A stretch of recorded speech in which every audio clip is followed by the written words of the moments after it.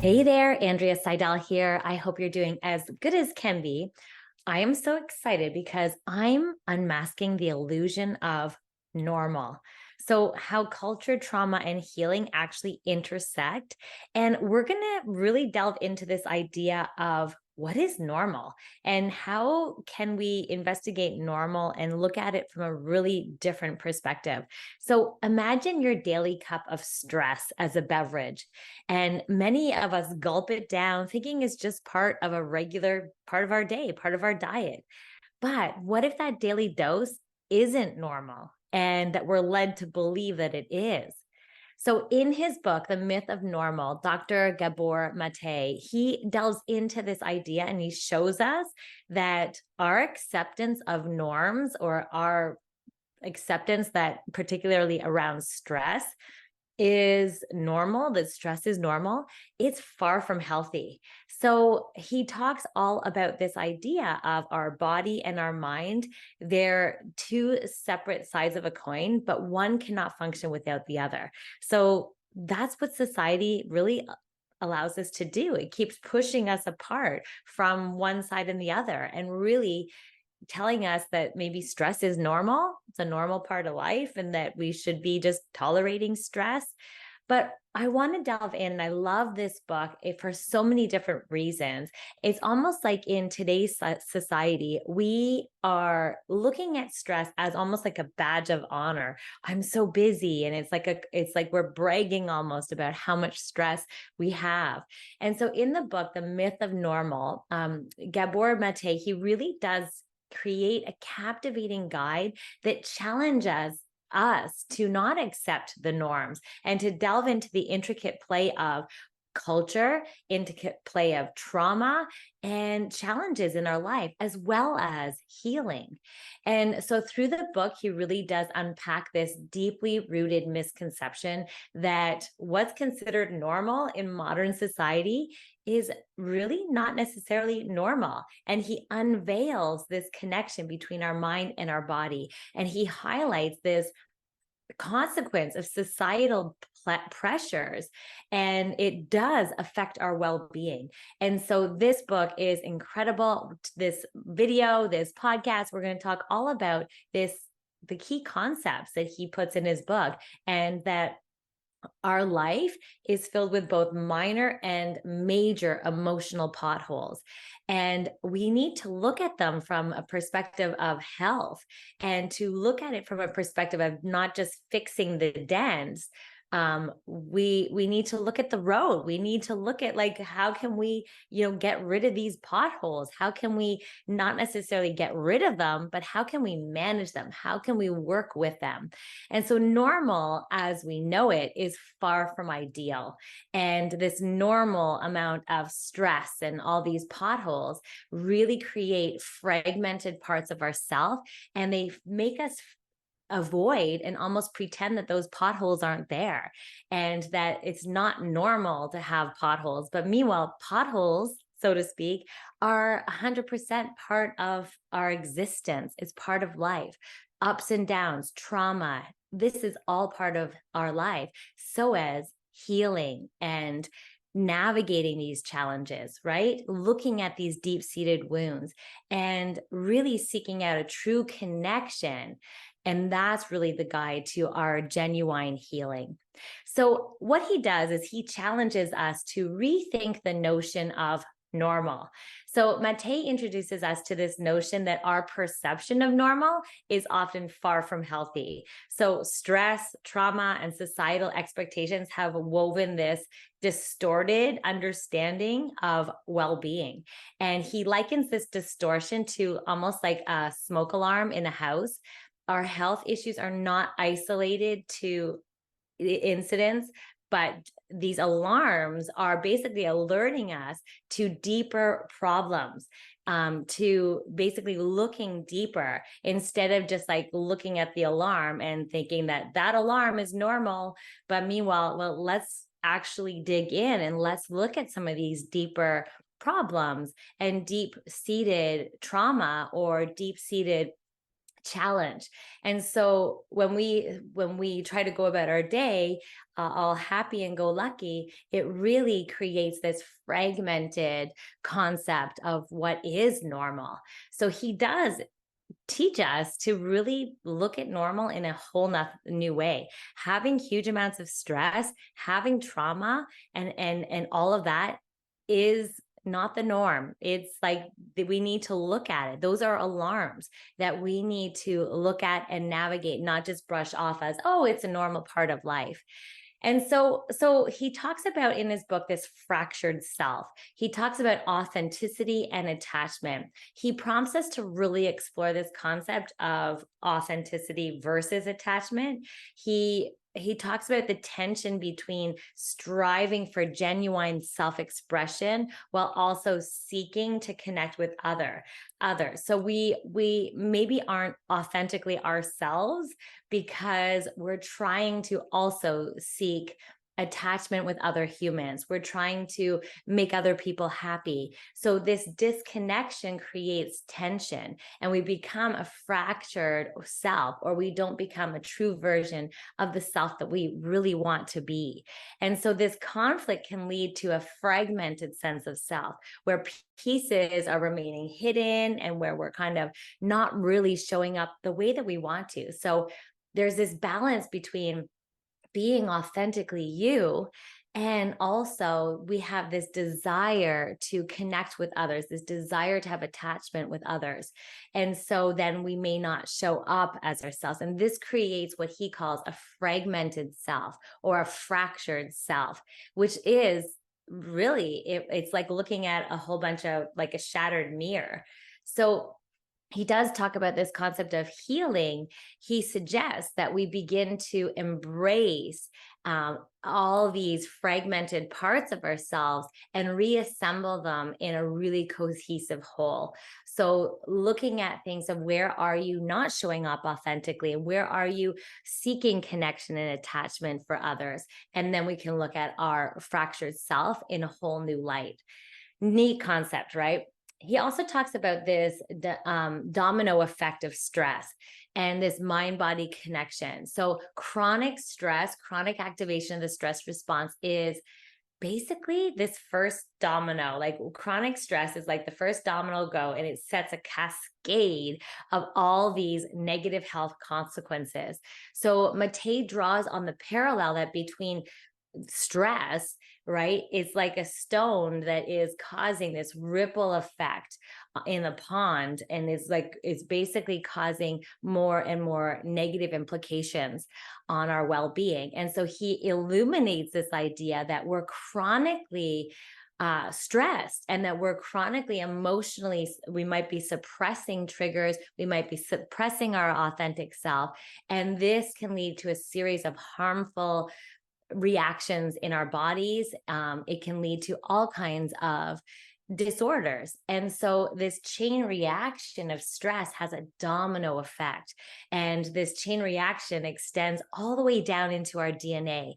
And this emphasizes that huge connection between what's going on here in our mind and our world, and how it has that effect on our body as well, that huge mind-body connection. He does also talk a lot about this society's toxic influence and how it's really about cultivating stress, right? This book critiques how societal backdrop against, like, basically it's like stress is what's going to get the job done. Stress is like, if we're busy, it's good. So these stressors, or this perception that stress is a good thing and it's normal, is perpetuating this domino effect. And so there's so many things that are contributing to stress. Like there's discrimination, there's poverty, there's consumerism, there's all these things and pressure from our external world, from society and our culture, that is a huge nourishing ground for stress, and it causes us to languish. And so Mattei really does analyze this underlying cultural demands, the pressure, and basically that they sow the seeds to elevating huge amounts of stress level. And this stress, he says, is not normal. The amount of pressure that we're putting on society and culture portray that it's normal to have all this stress, but chronic activation and how much we are exposed to stress and pressure are actually not normal. And it has a myriad of health implications and issues that come along with it. So he also talks about the roots of childhood trauma. He talks about the impact that it has on our identity. He introduces this concept of the impact of childhood trauma on our adult life, and that he likens trauma to like a scar that's etched deep in our psyche, and that it shapes how we perceive and respond to our world. And so those childhood experiences can actually mold our future. And he reveals that how societal failings in addressing, children's emotional needs, the failing of teaching people how to navigate emotions and sit with these emotions perpetuates this cycle of fractured identity and lasting trauma. And he makes that case that a lot of trauma is rooted from childhood or later in life, and it has an impact tremendously on our identity. And he does suggest that society is doing a bad job at addressing these emotional needs and teaching resilience. And so he talks about holistic healing. Basically, it's all about unveiling the journey. His book provides this roadmap to healing, which I love. And it's all about reconnecting oneself by piecing together the fragments that have happened throughout our life, by piecing together what is going on, looking at things that we have hidden, looking at things that we have suppressed and or swept under the carpet. And Mate really introduces this compassionate inquiry, looking inside ourselves and looking at from an introspective perspective, so that we can illuminate some of these suppressed emotions and look at our needs. And just by asking some really probing questions can really help us embark on this journey of self-discovery, so that we're not a fragmented self, and so that we can be more authentic instead of just looking to make everyone else happy. And then we can really foster personal growth and better manage our stress. So, you know me, I love positive psychology, and this book really does link a lot to positive psychology, and it also draws on this link to addiction. And so I work with Recovery Today magazine. I also wrote the book Saving You Is Killing Me, Loving Someone with an Addiction. So the overlap here is that with addiction, this book helps to really make a case that interconnection of the mind and body, combined with societal pressures, combined with stress and expectations and pressure, can create a split self, can create a fragmented being, and avoid that coping mechanism and our ability to really look honestly at our authentic self and manage stress and heal through this reconnection of all of these dynamics. And you can see how the fragmented self can lead to and contribute to addictive behavior, to numbing out, to all those things. So this book really does create this parallel, and really does create a case for why addiction might happen. And so he talks about this journey of empathy, and he talks in his book about how we need to embrace all these elements of our fragmented self and look at stress as not normal, and look at those alarm signs as not normal, and to really look at them from a perspective of, okay, we need to investigate this and embrace this, concept of the myth of normal. It empowers us to reclaim our own unique dance, so to speak, right? So that we can dance our own dance, be our own choreographer. And so we're urged to really question whether we're swaying to the societal tunes or if we're dancing to our own authentic rhythm. And we want to really embrace our journey. We want to confront hidden scripts or limiting beliefs or things that we've maybe swept under the carpet and shed light on our true self and really redefine what that means for us, right? And so some of the actionable nuggets, you know me, I love actionable nuggets. And so some of the actionable nuggets that I pulled out from the myth of normal is it can help us really navigate the complexities of modern life. It can help us navigate and cultivate more self-awareness and foster our well-being. And so some of the things that he suggested is this idea of embracing authenticity, right?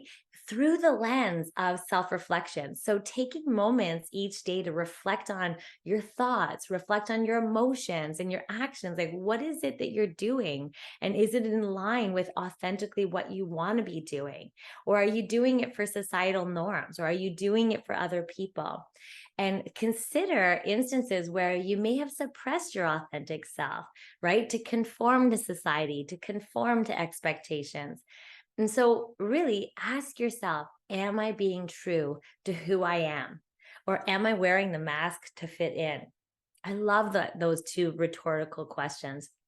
Identifying areas where you can express your genuine thoughts, where you can express your feelings that feel safe for you, and practice authentically. And you might be gradual, but empowering you to bridge the gap between who you are and who you project to the world.